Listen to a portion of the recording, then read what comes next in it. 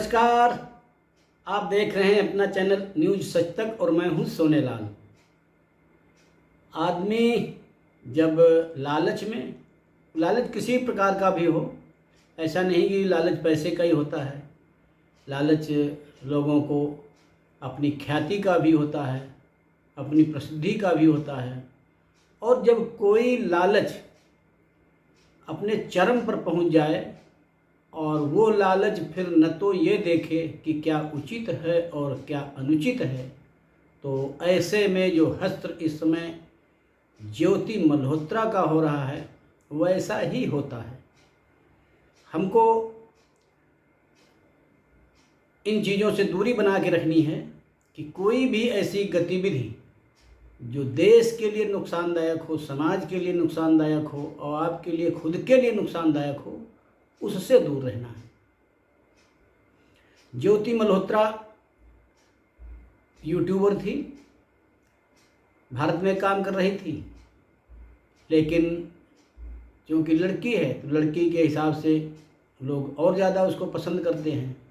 और ऐसे ही पसंदगी की बात में ISI का जो अधिकारी था वो उसके संपर्क में आया और जब संपर्क में आया तो बातचीत हुई। बातचीत होने के बाद में घनिष्ठता हुई और घनिष्ठता जब चरम पर पहुंचती है तो फिर व्यक्ति यह नहीं देखता है कि उचित क्या है और अनुचित क्या है। घनिष्ठता के बाद उसने सोचा कि हम पाकिस्तान में जाकर के अगर अपनी YouTube पे वीडियो बनाएंगे, उनको अपलोड करेंगे तो उससे हमारी पहचान और ज़्यादा बढ़ेगी। यहाँ तक तो सीमित था, लेकिन जब भारत का कट्टर दुश्मन पाकिस्तान है और वहाँ जा करके आप उसकी प्रशंसा के गीत गाएंगे और वो जब वीडियो यहाँ भी देखे जाएंगे तो हमारे यहाँ का जो इंटरसेप्टर विभाग है, जो पूरी सोशल मीडिया पर नज़र रखता है, उसकी नज़र तो जाएगी ही। और जब नज़र गई तो फिर ये शक के दायरे में आई और शक के दायरे में आने के बाद में अब जो है नित नए खुलासे हो रहे हैं ज्योति मल्होत्रा के बारे में। सबूत मिल रहे हैं कि ज्योति जब पाकिस्तान गई थी तो विशेष वीज़ा पर गई थी। और विशेष वीज़ा आप लोग जानते हैं कि विशेष लोगों को मिलता है, उसमें डिप्लोमेट्स होते हैं, सरकारी जो दौरे होते हैं उन पर जाने वाले लोगों के होते हैं, बाकी लोगों के या और कोई बहुत बड़ा सेलिब्रिटीज़ है उसके लिए विशेष दौरे के लिए उसको जो है विशेष वीज़ा दिया जाता है। लेकिन एक छोटी मोटी यूट्यूबर के लिए विशेष वीज़ा मिलना ये भी एक जांच का विषय है। जब जांच की गई तो पता चला कि उसके विशेष वीज़ा को मंजूरी वहाँ के ISI ने दी थी और गृह मंत्रालय ने दी थी। तो अब जो है जब विशेष वीज़ा मिला उसको विशेष सुरक्षा उसको मिलेगी। और ज्योति मल्होत्रा ने जानबूझकर ISI का साथ दिया और साथ देने के बाद में उसको भी वहाँ पर VVIP ट्रीटमेंट मिला। अब वहाँ पर जो है वो साधारण यूट्यूबर नहीं थी, वहाँ पर वो विशेष यूट्यूबर थी। जैसे कोई विशेष व्यक्ति कहीं जाता है और उसका राजकीय अतिथि होता है, ऐसी उसकी आवभगत हुई। और उसको देख करके जो विदेशी यूट्यूबर थे वो भी बड़ा हैरान थे कि यह कैसी यूट्यूबर है जिसके पीछे आगे पीछे दाएं बाएं 6 सशस्त्र गार्ड चल रहे हों। 6 गार्ड जिसके पास AK-47 हो उसके पीछे चल रहे हों, तो ये फिर एक चिंता का विषय हमारी सुरक्षा एजेंसियों के लिए भी है।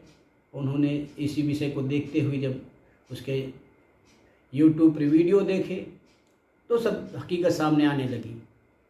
ज्योति मल्होत्रा ने जानबूझकर पाकिस्तान की छवि दुनिया में अच्छी करने के लिए उसने कई वीडियो बनाए ताकि लोग देखें और लोग कहें कि नहीं पाकिस्तान अच्छा है, वो भी भारतीय यूट्यूबर कह रही है, तो फिर ये तो एक तरीके का देशद्रोह तो बनता ही है।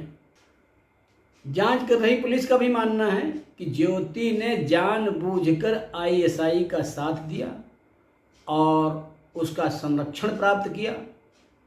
और अभी तक जो जांच सामने आ रही है उसमें कोई जासूसी का एंगल तो नहीं आया है, लेकिन जांच अभी आगे चल रही है। देखना है आगे क्या होता है जांच में। सुरक्षा एजेंसियां ये जांच कर रही हैं कि ये ज्योति मल्होत्रा अपने व्यूअर्स, अपने फॉलोअर्स बढ़ाने के लिए ही ऐसा कर रही थी या इसका कोई और एंगल भी था, क्योंकि अभी ये जो जांच चल रही है वो प्रारंभिक दौर में है, उसमें 10-12 दिन और लगेंगे। ये भी पता चला है कि ज्योति मल्होत्रा पाकिस्तान के 4 खुफिया अधिकारियों के संपर्क में थी और ये कोई ग्रुप में संपर्क में नहीं थी, बल्कि जो हमारी आमने सामने की बात होती है जिसे 1-on-1 कहा जाता है, यानी बिल्कुल हम एक दूसरे के साथ में संपर्क में थी, ये ग्रुप नहीं बनाया गया था। तो इस प्रकार से 4 जो वहाँ के खुफिया अधिकारी हैं उनके संपर्क में थी। इससे सुरक्षा एजेंसियां भारत की और सतर्क हो गई हैं। ज्योति की नज़दीकी आईएसआई एजेंट दानिश से थी और दानिश ज्योति मल्होत्रा की मार्फत आईएसआई की छवि दुनिया में अच्छी करने के लिए काम कर रहे थे, दोनों मिलकर के, ताकि जो भारत में आईएसआई की छवि है उसके विपरीत काम किया जाए और आईएसआई की छवि दुनिया में एक बहुत अच्छे संगठन के रूप में, अच्छे विभाग के रूप में प्रस्तुत की जाए। इस विषय पर दानिश और ज्योति मल्होत्रा दोनों काम कर रहे थे। ये उनके जो सोशल मीडिया अकाउंट्स हैं और जो चैट्स मिले हैं उनके थ्रू सुरक्षा एजेंसियों ने पता किया है। पुलिस अभी यह भी जांच कर रही है कि जो ज्योति के खातों में पैसे आए हैं वो किन किन स्रोतों से आए हैं, क्योंकि जब खाते में आते हैं पैसे तो उसके बाद में कई जगह से लोगों के आते हैं, कोई दोस्त लोग भी देते हैं, कोई उनके फॉलोअर्स भी देते हैं। और ये भी पता करेगी खुफिया टीम हमारी कि ये पैसा कहीं गलत स्रोतों से तो नहीं आया है, आईएसआई की तरफ से या पाकिस्तान के किसी स्रोत से तो नहीं आया है। इस पर भी जांच की जा रही है। हमारी खुफिया एजेंसियों ने ज्योति मल्होत्रा के जो मोबाइल हैं, लैपटॉप हैं, इनकी जांच करने पर 12 टेराबाइट का डाटा जो है मतलब वहाँ से निकाला है, उन्होंने रिकवर किया है।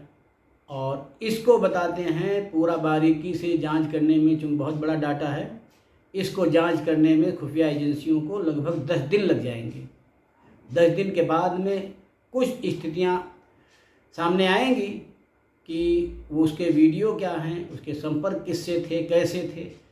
हालांकि वो भी पुलिस कस्टडी में है और हमारी जो जांच एजेंसियां हैं वो भी अधिक कुछ बताने के उसमें अभी नहीं हैं, क्योंकि उनका मानना है कि ये चीज़ें जब बाहर पूरी आ जाएगी तो जांच पर भी प्रभाव पड़ सकता है।